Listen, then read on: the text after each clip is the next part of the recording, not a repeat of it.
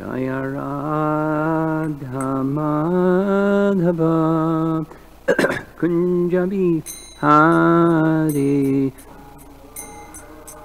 Madhava Kunja Bihari Jaya Radha Madhava Kunja Bihari Madhava Kunja Bihari Gopi Jana Vallabha Girivardhari Gopi Jana Vallabha Girivardhari Gopi Jana Vallabha Girivardhari Gopi Jana Vallabha Girivardhari Jasodanandana Brajajanarandana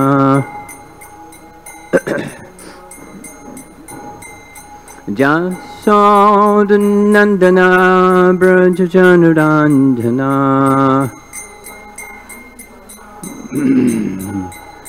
Jamanatira Vanachadi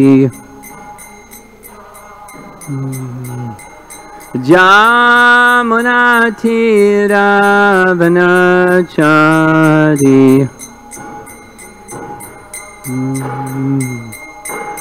Jaya Radha Madhava Kunja Bihari Madhava Kunja Bihari Jaya Radha Madhava Kunja Bihari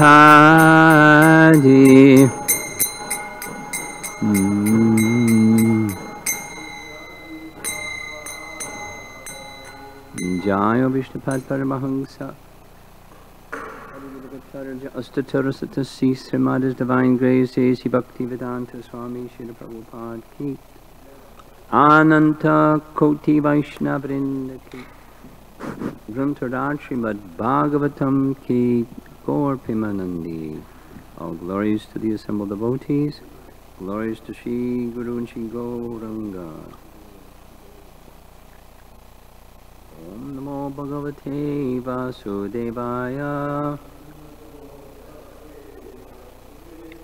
Om Namo Bhagavate Vasudevaya. Om Namo Bhagavate Vasudevaya.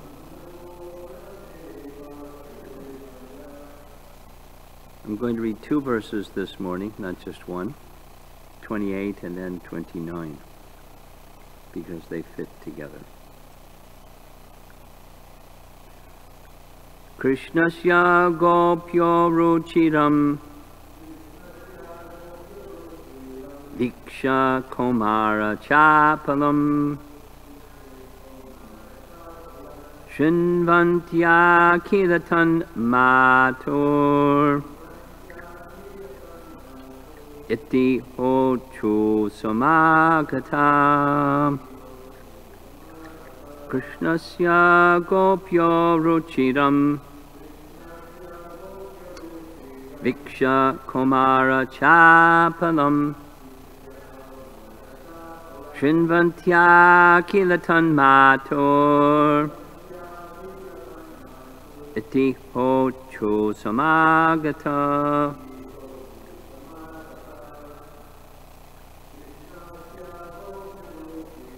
Krishnasya Gopyo Ruchiram Viksha Komara Chapalam Srinvatya Kilatan Matur Iti Hochu Samagata. Krishnasya Gopyo Ruchiram Viksha Komara Chapalam Srinvatya Kilatan Matur iti hochu samagata Krishnasya, of Krishna, Gopyaha, all the gopis, Ruchiram, very attractive, Viksha, observing, Kumara Chapalam, the restlessness of the childish pastimes. Shinvantya, just to hear them again and again.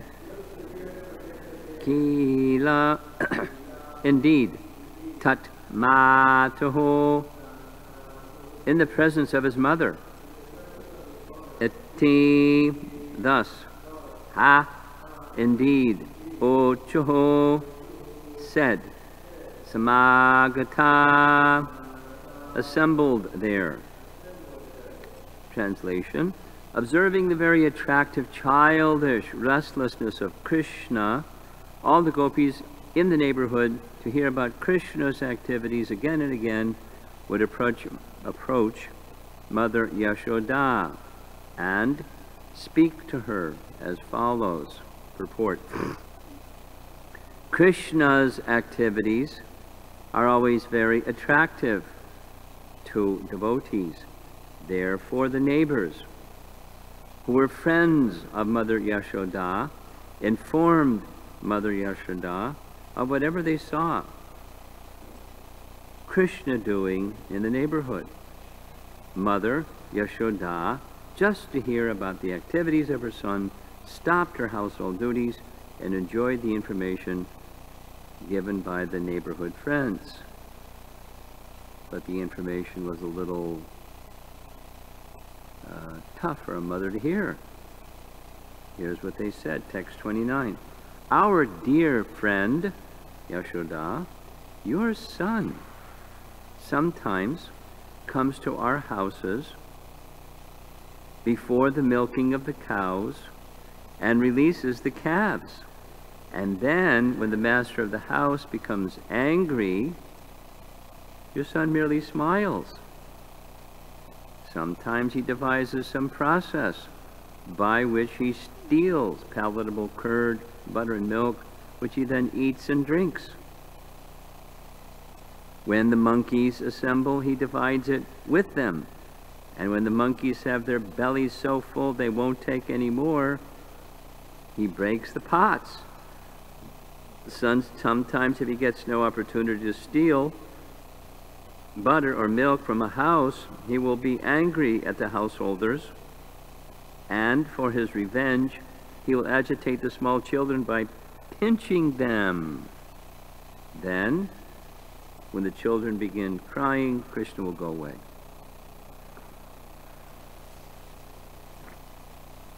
Purport.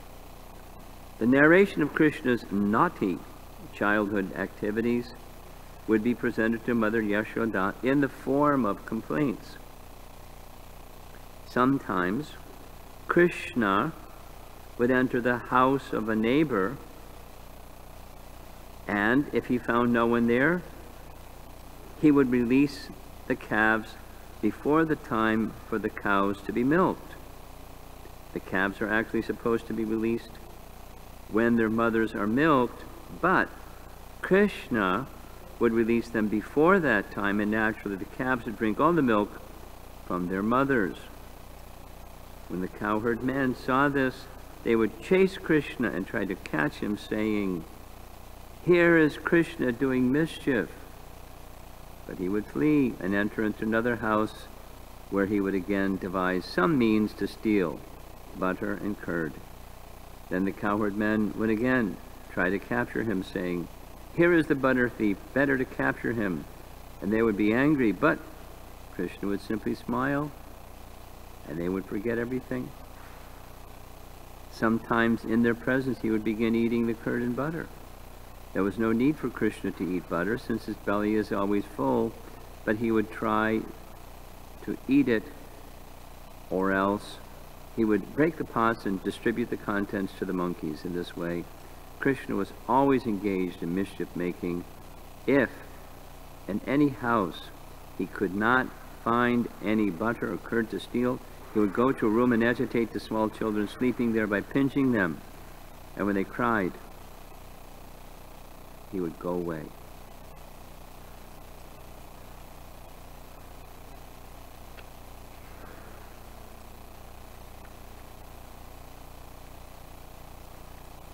This is chapter 8. Krishna shows the universal form which precedes chapter 9, which is Mother Jasoda binding Krishna. So in one sense this is preliminary. Chapter 8 is preliminary to chapter 9, so that we become ready to hear about the Damodar Leela. So keeping the flow of Krishna's pastimes in mind like that. The previous verse spoke about Balaram. Krishna, along with Balaram, began to play with other children of the cowherd men, thus awakening the transcendental bliss of the cowherd women. This is at the stage where Krishna's, instead of just crawling, is starting to toddle. Toddlers, and American expression means a little child can not walk properly, but they kind of sway back and forth and move along.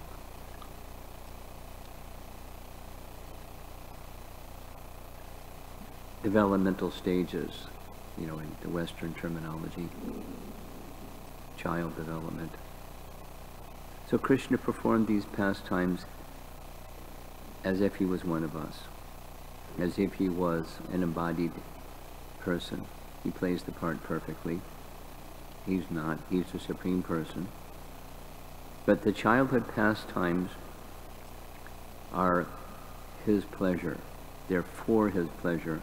And part of his pleasure is giving pleasure to his devotees. That's his happiness. And the happiness of devotees is giving pleasure to Krishna. So then the parents, or even other than parents, adults, seeing that stage where a child is learning to go from crawling to walking, it's like an endless fascination for observing and smiling and happily enjoying. So what to speak of pure devotees and the personality of Godhead? The childhood pastimes of Krishna are very charming. And some persons who are worshippers of Krishna, they like his childhood pastimes best because they have a hard time dealing with Krishna's activities with the young gopis in the sense of mundane morality. It's not moral. And so they prefer his childhood pastimes because they're more, whatever, innocent. But here we're hearing stealing, and stealing is not so innocent. So what's with this stealing pastime? The in-between verse is Balaram. So Balaram is there to assist Krishna in his childhood pastimes. So they're always together.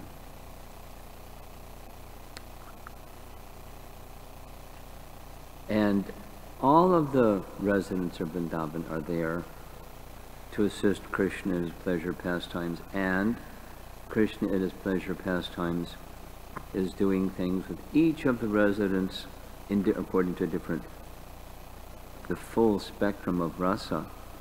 Krishna's giving pleasure. And the giving of pleasure in love sometimes looks contrary. Sometimes. In fact, more than sometimes, it looks contrary. So that's the case with the stealing. because they are coming to Mother Jasoda. It specifically said they came to Mother Jasoda's home in the mood of making a complaint.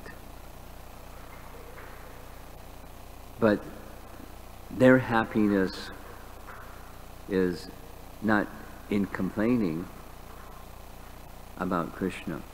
Like a materialist might complain about this, what kind of person is this, the stealer and the,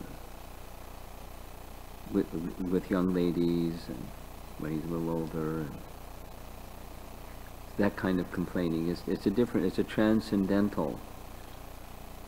Worldly people cannot understand transcendental emotion. Transcendentalists are not attracted to mundane emotion. Transcendentalists are moved by transcendental emotion. So sometimes, in spiritual matters, the associates of Krishna will complain about Krishna, or sometimes Krishna will complain about the associates. There was this nice exchange during our visit to Puri, where Lord Chaitanya wanted to go to South India. He wanted to go alone. And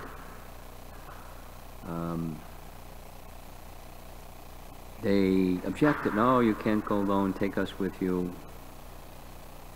And then Lord Chaitanya started reciting why he didn't want to travel with them. And he was speaking as if he was criticizing them. Nityananda this, and Damodar Pandit that, and Jagatananda, forget it, and this one, that one. And actually, the commentary explains, he's citing their intense love for him. They have such intense love for him. That's their qualification. So it looked like criticism, but it was actually appreciation of their intense love for him.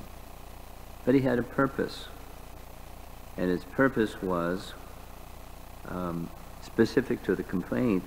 He wanted, when traveling in South India, to display the activities, to demonstrate the activities of a strict sannyasi.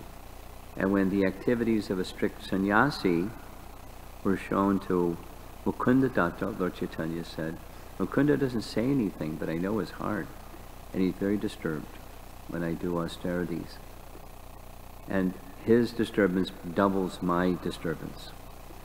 So I don't want to travel with any of you. This is his most confidential associates that came with him after sannyas, by his invitation, arrangement, and so forth.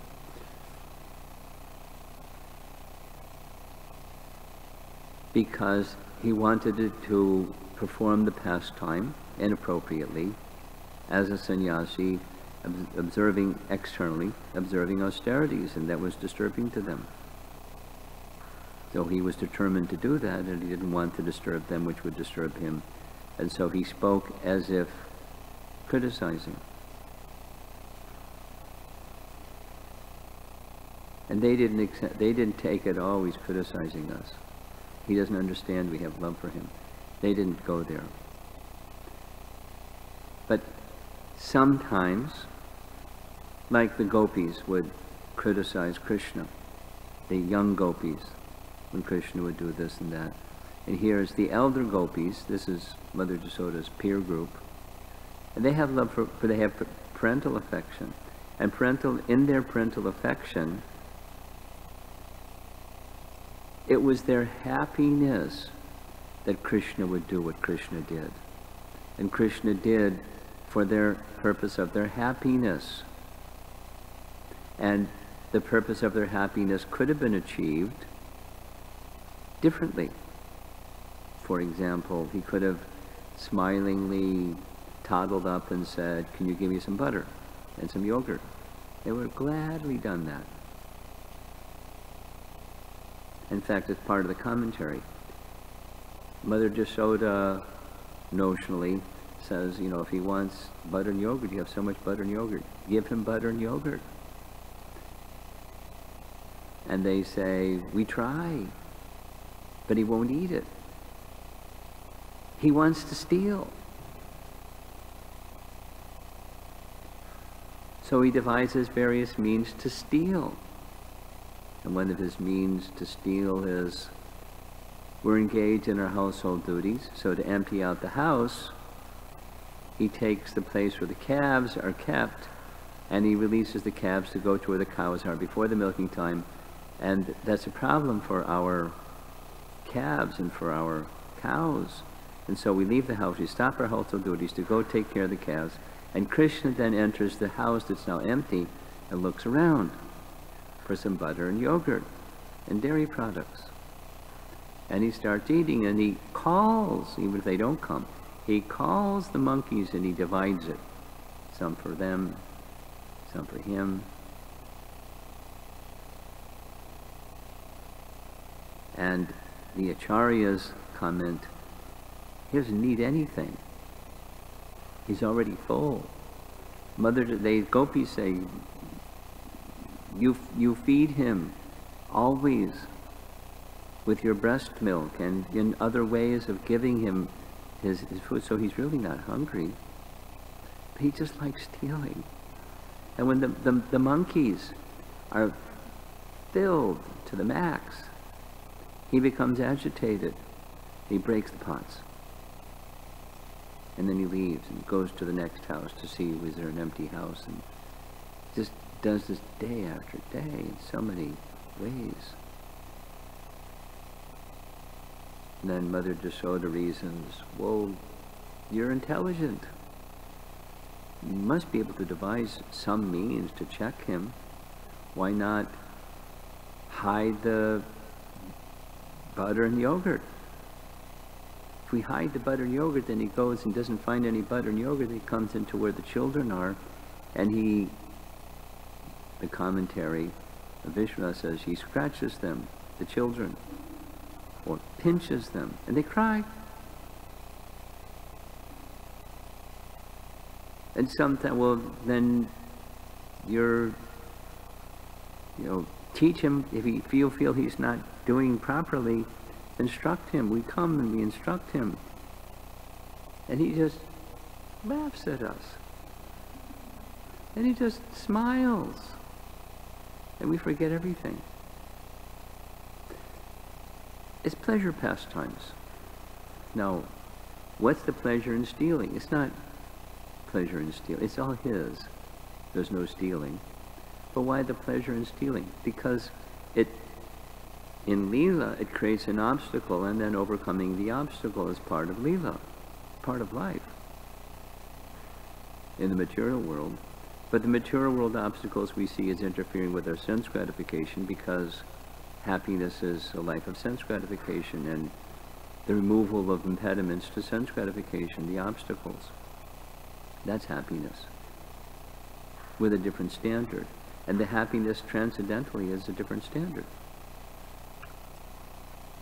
There may be obstacles in devotional service. There may be obstacles. So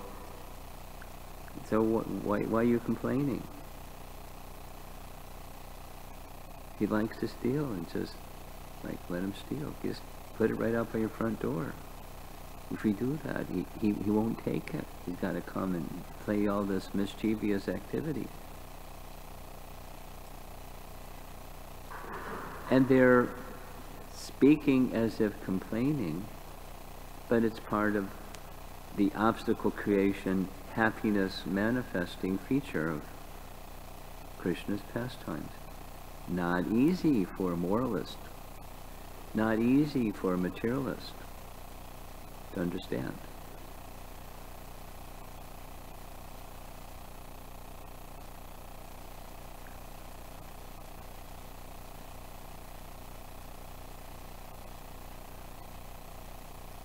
Krishna loves cows.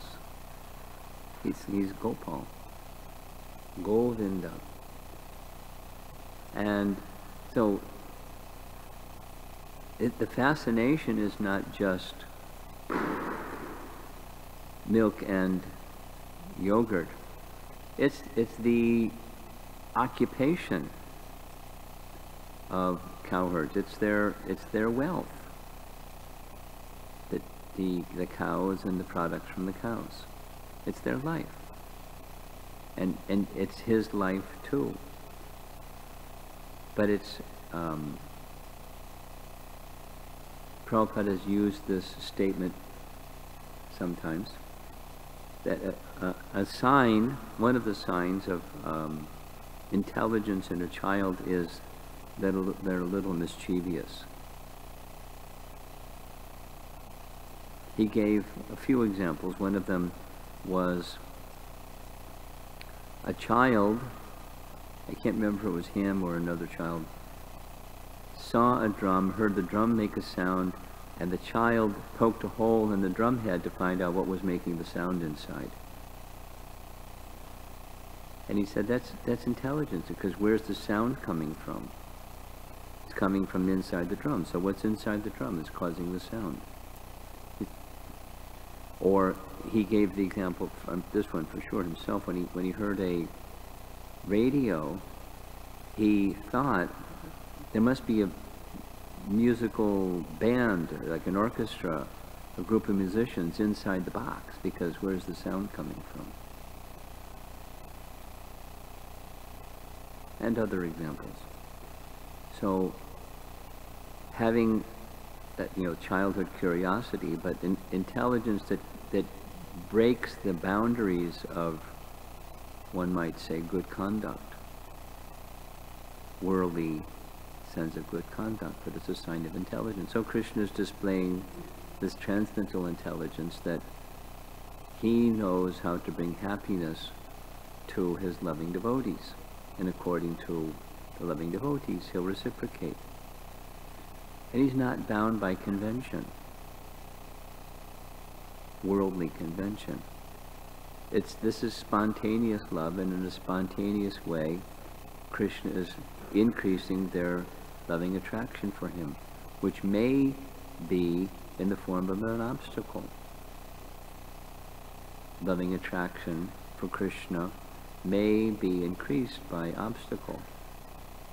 And it's, in Krishna's eternal pastimes it's there, and so also in our worldly trying to become devotees, sadhana bhakti practitioners, there's obstacles. And those obstacles, in a similar way, if seen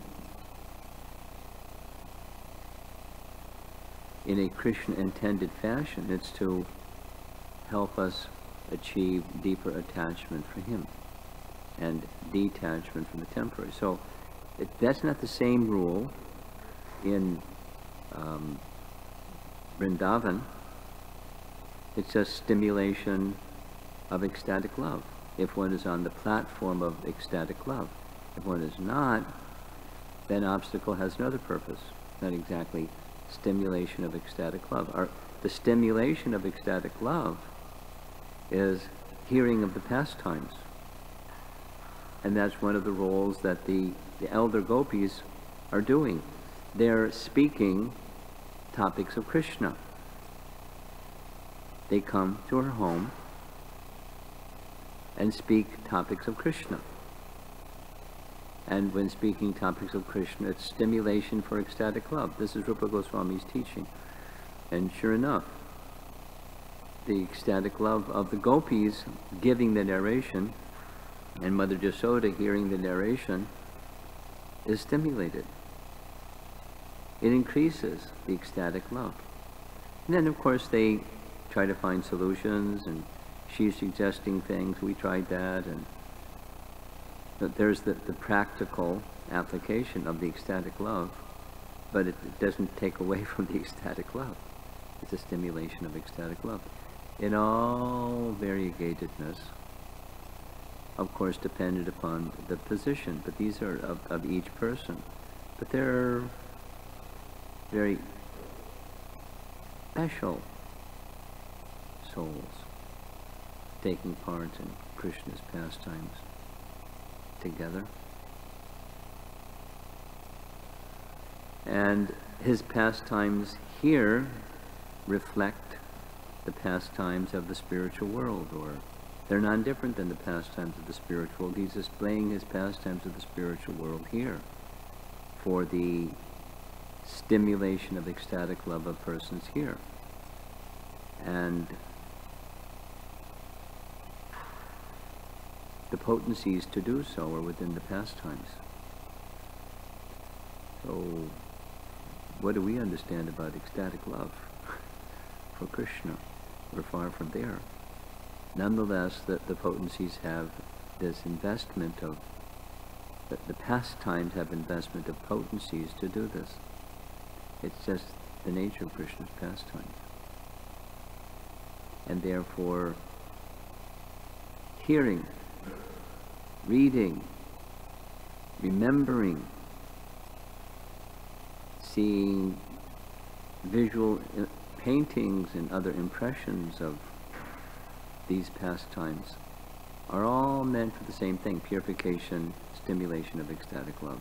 That's Srimad Bhagavatam, and that's the Sankirtan process of Lord Chaitanya, is to give this to everybody. Now, some people aren't going to understand. Who is going to understand? It's a rare group of people that are going to understand. Nonetheless, it's the Sankirtan process. Now, these more confidential pastimes are better reserved for people who have a little foundation in Bhagavad Gita and other spiritual teachings. But Prabhupada provided Krishna book even early on in the Hare Krishna movement, and had us distribute Krishna books by the zillions for the public. Even they hadn't read Bhagavad Gita, they didn't know first thing about Krishna.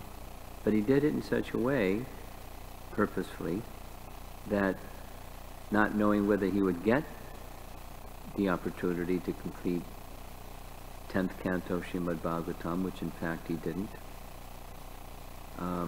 there is some record for even for worldly people to understand he who is often misunderstood by worldly people, at least to provide the opportunity or the means for people of the world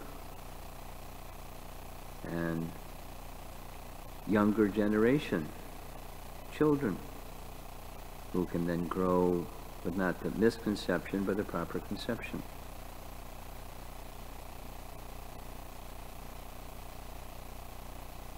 During my recent travels, I met somebody who's American, person who is now 60 years old, and they described when they were young and heard about Hare Krishna movement, they had a negative sense about the Hare Krishna movement because of, in their words, you know, the airport thing and all that stuff.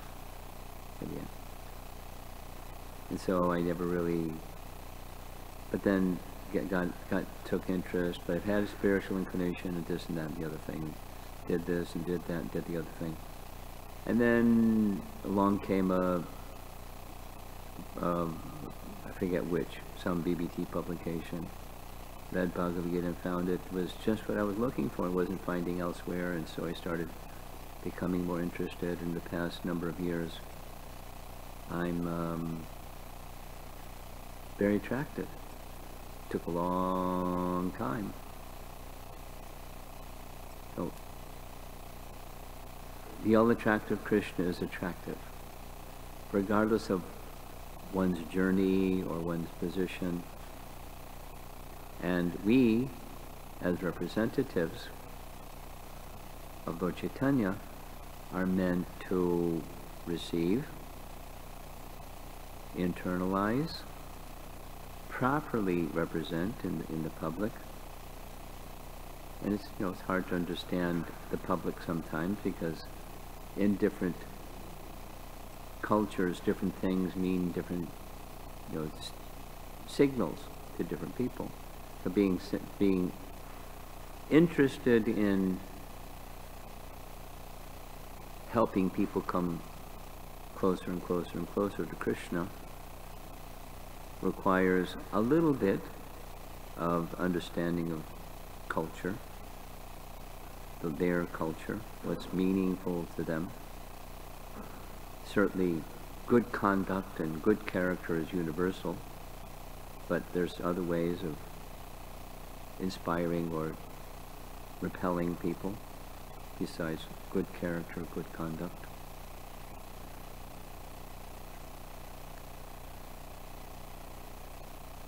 And inviting people to take to the process, however introductory that may be. Prashadam,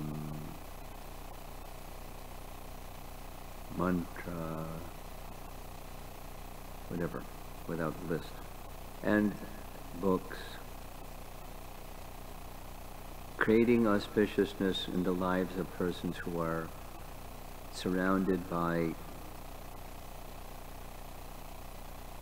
inauspiciousness, madness, ever-increasing degradation and loss of culture and character and, victims of Kali Yuga. Try to be exemplary persons in the matter of spiritual character and introduce people and gradually help them take the next step. That's Lord Chaitanya's Sankirtan process. That's what we're involved in. Different ways for different types of people from different cultures and backgrounds and ways of thinking. But it leads to these stimulations of ecstatic love, given in the proper way, at the proper time, to the proper audience. And Krishna is all attractive. It's not the all attractive pastimes of Krishna may not be so easy to understand, but we have the assistance of our acharyas and even very specifically Prabhupada's explanation, his commentary.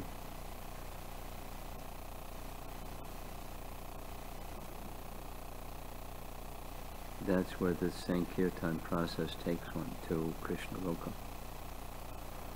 However, gradually, the potencies are there. So I'll end and see if there's some comments or questions from anybody.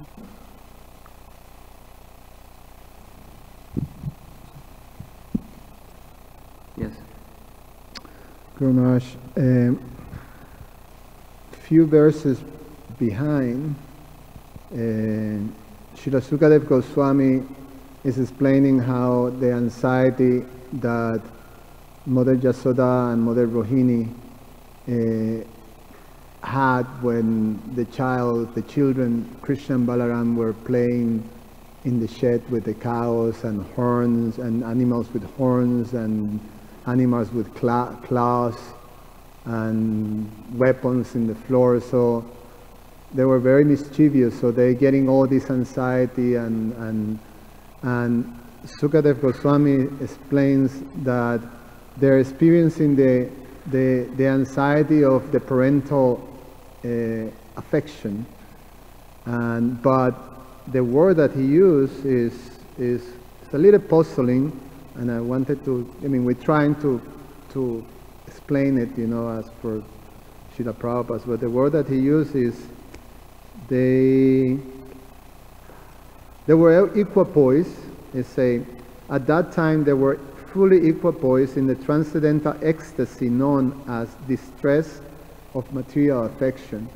So it qualifies as material affection and not spiritual affection or parental affection, but material affection. You're reading Prabhupada's purport? Yeah. What's the verse number, please? It's 25. It's a short purport, but Prabhupada... Okay, let me take a look so I can respond. You want to know why is it saying material affection instead of spiritual affection? Yeah.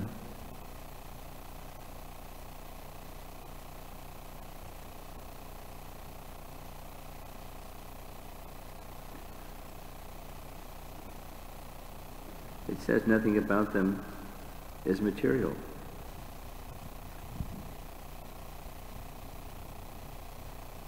Oh, it's in the verse, says In the verse, yes. knowing that the distress of the material affection this was aroused within their minds. Well, I don't know why Prabhupada chose to say material affection and then in the purport is saying spiritual affection.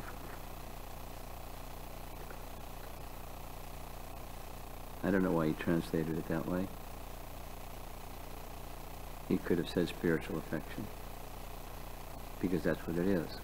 But it looks like material affection, but in the purport he clarifies there's nothing material emotion in the spiritual world. So it looks like, but it's actually spiritual. We can relate to the material affection of parents being in anxiety over their children. By Ananda Chinmaya Rasa, it's spiritual affection, spiritual happiness. Okay? Looks like, but it isn't. Yes. Hare Krishna Maharaj, thank you for your class. You were talking about these stimulating pastimes. We hear that there's two, basically material stimulation and spiritual stimulation. So when you, in the material world, when people experience a lot of obstacles, like you were mentioning obstacles, the tendency is that to go to some material stimulation like alcohol or some other type of sense gratification to numb the difficulties in your life. As devotees, we may not go that far as, you know, drink a bottle of alcohol, etc., but still some subtle form of sense gratification to numb the pain. The tendency is not to take shelter of Krishna and stimulation because, so what is what are some steps we can move forward to take better shelter of Krishna and develop this stimulation when we're experiencing so many difficulties one after another? Well, take the microphone. Good association, good, regular, and strong sadhana, tolerance, and even specifically when that feeling, it takes being mindful of what's going on, but when you're mindful of what's going on, that tendency to take shelter of something that's pain numbing, reach for your bead bag, or sit at the harmonium and sing kirtan, or read a verse from Bhagavad Gita or something.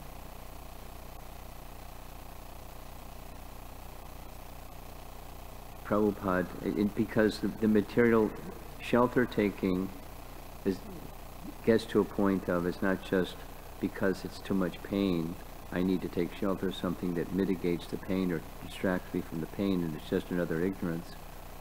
It becomes addictive. Just internet surfing, or Prabhupada's comment about smoking cigarettes. Whenever the urge comes, chant one round.